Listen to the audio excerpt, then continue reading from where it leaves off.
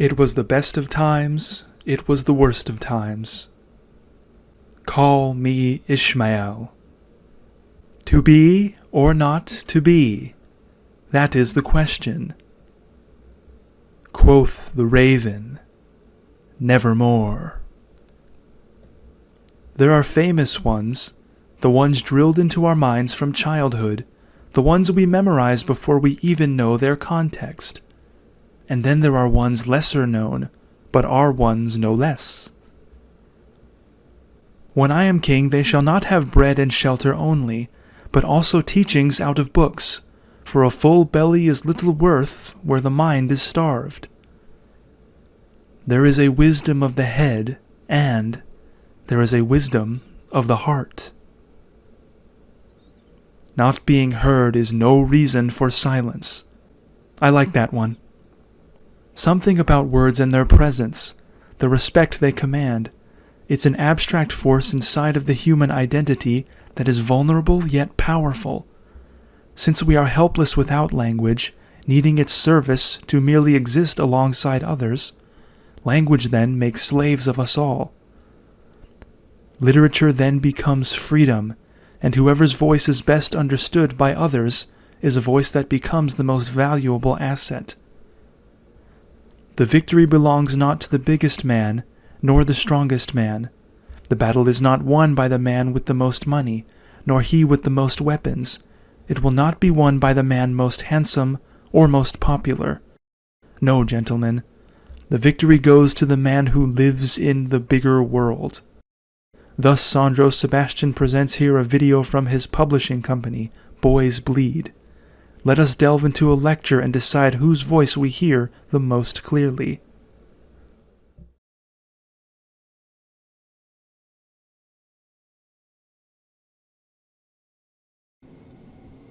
Literature gives us somewhere to go when we have no place to be, says a famous quote. What does the world look like through someone else's eyes? What is the walk of life in someone else's shoes? Do I need to experience it myself in order to find out? Well, no. And many experiences we have in private, we probably would not want to make public, and certainly would not want someone else to have to go through. But we can share our experiences and what we learned from them for an audience of strangers at a safe distance. Maybe you wouldn't learn the same things I did from my life experience. Maybe you wouldn't interpret my situation the way I do. Who knows? The point is, we can all learn from each other in ways we did not expect. When you open up your imagination and describe what you make of all this, what looks normal to your eyes, and what part of the human identity you feel closest to, what compels you most to keep on living, when you share that with all of us, even if we are not best friends, it illuminates something for all who do listen. As we collectively trudge through life with that same task before us, deciding what we make of all this in order to feel appropriate about ourselves. One cannot just exist, one needs to live. But what does that verb even mean, right? How deep does that verb run? Can someone show me what that verb means? Does it have to be someone from my neighborhood, my generation, my country, or even someone who shares my native language? We have to establish a sense of propriety somehow, and give our citizens a basic set of tools to decide what we make of the human condition and the general human situation. Born into a world I did not ask to be a part of, sharing it with people I didn't expect, with most of them being eternal strangers to me, and all just as confused as me. How can I feel appropriate about them when they do so many things that don't make sense to me? It's interesting to discover that someone can describe something to you without describing it. When someone puts a fictional character's story onto the page for our enjoyment, it also gives us a sort of enlightenment along the way. Even if this is a work of fiction and never really happened, the person who wrote it really happened and decided to tell a story for the rest of us to relate to. Why do we relate? What does it mean? Why does it mean something to us? Even though we know it is fiction, Something about this exercise is important. That and the fact that someone out there decided to describe the general human situation to us in artistic, indirect terms. They could have done so any number of ways, but chose this plot, these characters, this scenario, and this type of drama. This author might take their own literary sensibilities for granted as normal, but the rest of us may find him mysterious and exotic, telling sides of the human experience that we never would have thought could be brought to light or defined.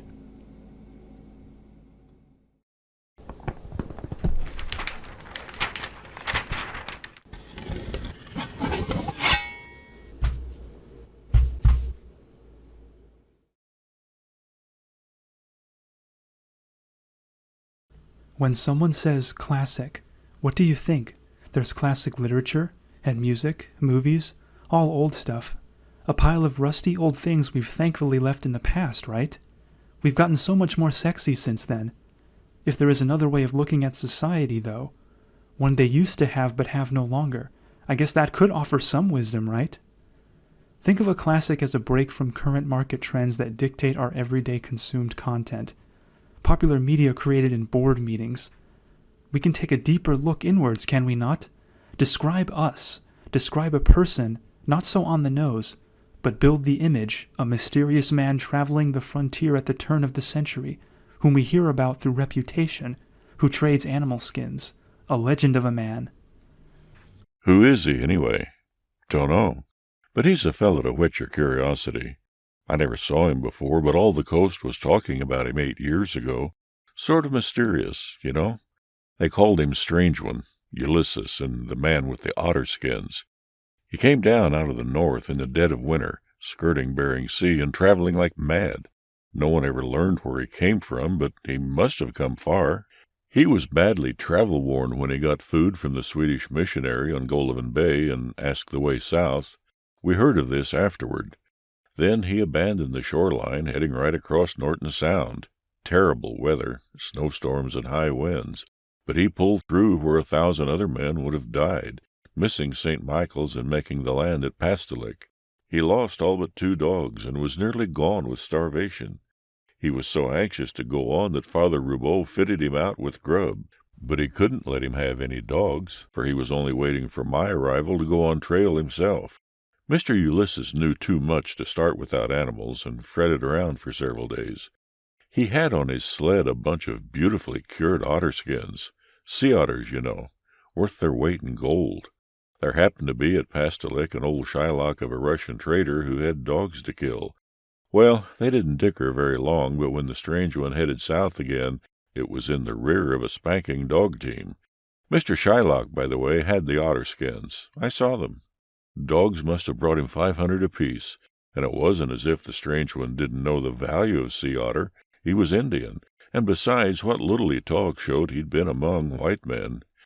After the ice passed out of the sea, word came up from Nunivak Island that he'd gone in there for grub. Then he dropped from sight, and this is the first heard of him in 8 years. Now, where did he come from? And what was he doing there? And why did he come from there? Another mystery of the North, Prince, for you to solve. Huh. Who would have guessed? My little mind can actually do something like that. That definitely pulled the trick the board meeting created content hasn't heard of. You can shovel autopilot off the top of the head conceived material into my mind for a profit. But if it's all right with you, I would also venture out into the more abstract, thoughtful side of the universe. What happens when we create content that isn't about random thoughts off the top of our head? A classic work, in literature especially, gives a vacation from modern-day books that sound like a desperate sales pitch. If I wanted something like a movie, wouldn't I be watching a movie? But someone who sounds like a worldly, well-traveled veteran of life, giving an anecdote about the rare, unexpected, less noticed sides of life. Someone talking to me like I've met some actual adults that are not my parents or teachers at school. That kind of communication is more towards classic. It's a problem, though, that the word is synonymous with stuffy, old, conservative, fuddy-duddy values.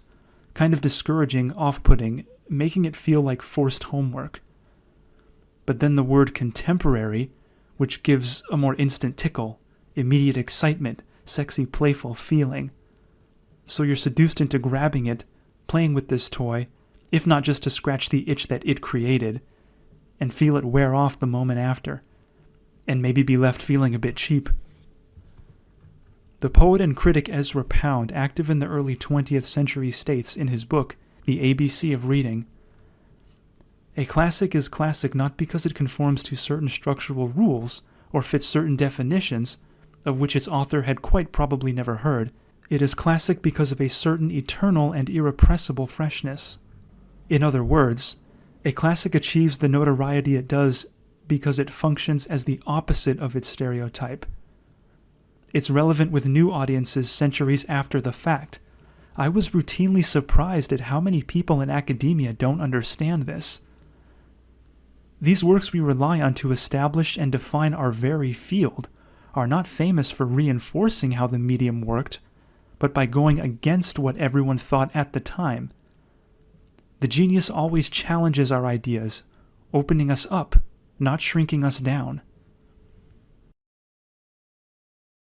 All of a sudden, she noticed that her beauty had fallen all apart on her, that it had begun to pain her physically like a tumor or cancer. She still remembered the weight of the privilege she had dropped now who knows where, with the weariness of resignation, with the final gesture of a declining creature. It was impossible to bear that burden any longer. She had to drop that useless attribute of her personality somewhere, as she turned a corner somewhere in the outskirts, or leave it behind on the coat rack of a second-rate restaurant, like some old useless coat. She was tired of being the center of attention, of being under siege from men's long looks. At night, when insomnia stuck its pins into her eye, she would have liked to be an ordinary woman, without any special attraction. Everything was hostile to her within the four walls of her room. Desperate, she could feel her vigil spreading out under her skin, into her head, pushing the fever upward toward the roots of her hair. It was as if her arteries had become peopled with hot, tiny insects who, with the approach of dawn, awoke each day and ran about on their moving feet in a rending subcutaneous adventure in that place of clay-made fruit where her anatomical beauty had found its home. In vain she struggled to chase those terrible creatures away. She couldn't. They were part of her own organism. They'd been there, alive, since before her physical existence. They had come from the heart of her father, who had fed them painfully during his nights of desperate solitude. Or maybe they had poured into her arteries through the cord that linked her to her mother ever since the beginning of the world. There was no doubt that those insects had not been born spontaneously inside her body. She knew that they came from back there, that all who bore her surname had to bear them, had to suffer them as she did when insomnia held unconquerable sway until dawn. It was those very insects who painted that bitter expression, that unconsolable sadness on the faces of her forebears. She had seen them looking out of their extinguished existence, out of their ancient portraits, victims of that same anguish. She still remembered the disquieting face of the great-grandmother who, from her aged canvas, begged for a minute of rest, a second of peace from those insects who there, in the channels of her blood, kept on martyrizing her, pitilessly beautifying her.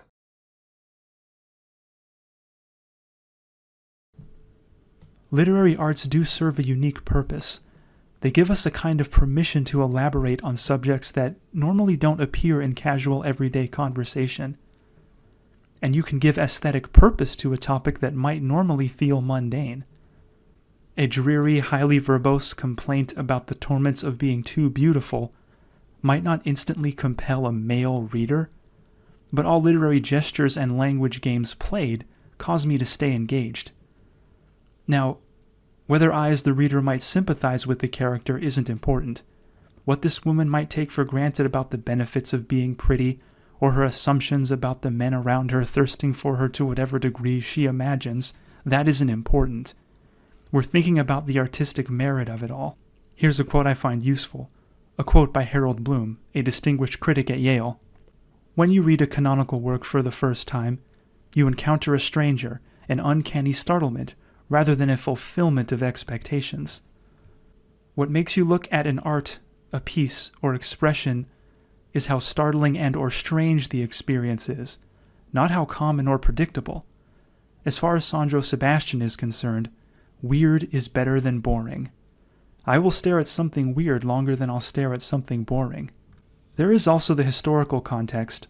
A piece was made in an era where people thought a certain way, and I notice we decide on something's merit by determining how much it overlaps with how we look at the universe here and now.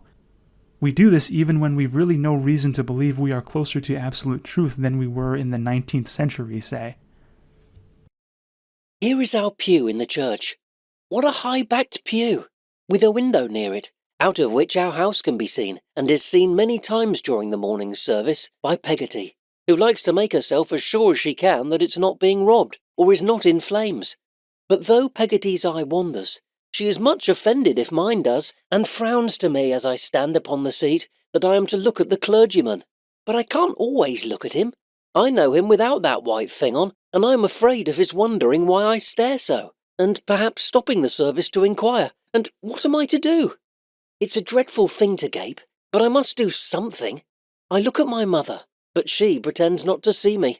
I look at a boy in the aisle, and he makes faces at me. I look at the sunlight coming in at the open door through the porch, and there I see a stray sheep. I don't mean a sinner, but mutton, half making up his mind to come into the church. I feel that if I looked at him any longer, I might be tempted to say something out loud, and what would become of me then?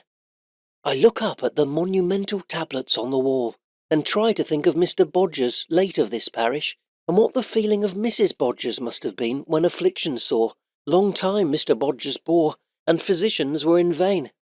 I wonder whether they called in Mr. Chillip, and he was in vain, and if so, how he likes to be reminded of it once a week.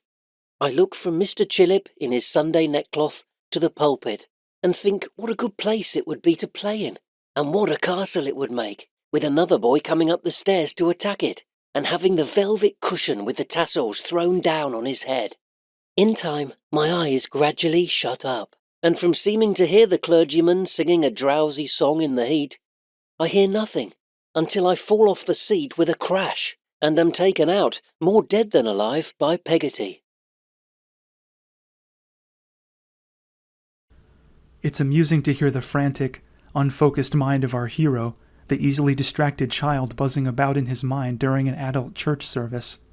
At that point in your development, you haven't any grown-up notions of the emotional trauma of the adult world, and how spiritual guidance becomes essential when you leave your parents and have to survive on your own.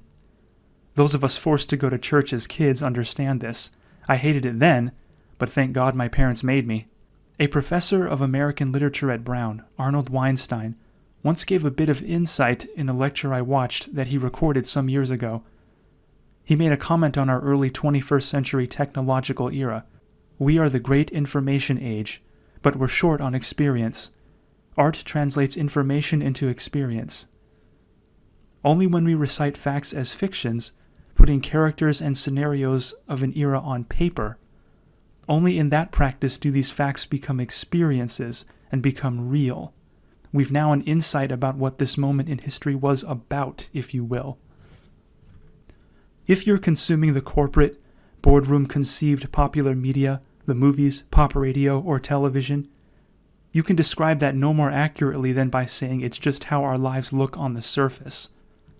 That superficial, generic, one-size-fits-all persona we don in public to conduct ourselves in that professional space. We couldn't show our unique, kooky little inner worlds to each other out there. It would be very awkward.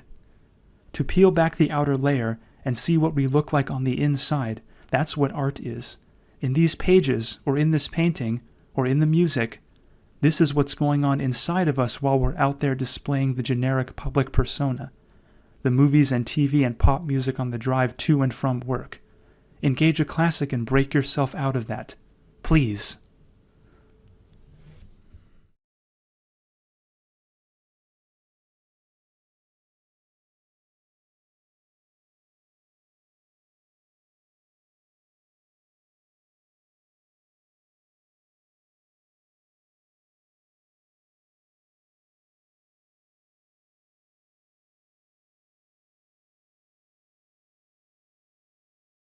Sweets is a children's book about a young boy who receives superpowers by eating candy and chocolate. He begins a crusade in the night against evildoers and criminals, making headlines in the news. What follows is an account given by a boy who witnessed the young justice giver leaping through buildings in his neighborhood. It's been just a few nights in the last month, but the kid, the one everyone's talking about on the news, he's been using our neighborhood. I swear, I'm not lying. He's jumping from building to building, running on rooftops and stopping bad guys out in the city. But my little alley out back, in our neighborhood, I think he runs through here sometimes. My parents both thought the news was faking, showing stories about the Superboy. But after we saw him run past us, across the roadway in front of us, we were driving home. I said, that was him! And they now think he's probably real. Mom still thinks it was just some other kid, and not the Superboy on the news. But really, for real, one night, when I was in my room doing drawings, I saw his outline outside my window. I know he comes through our neighborhood some nights. It was like twice just last week. I always tell kids at school, but so do other kids, so no one believes anyone. I never got any decent photos either. Too dark out there at night, and no one would believe it's real. I totally heard a thump one night. I shot to the window, trying to wake up my eyes to see him. He had a box, and sitting on my neighbor's roof was eating these little cupcakes or maybe donuts. He sure scarfed them down real quick, like he went through a dozen in a few minutes. After eating, he stood. All I saw was outline in the moonlight, but he looked like he was looking at me. Was he stretching? Did he just wave? Whatever he did, he hasn't come back since. Guess he's shy.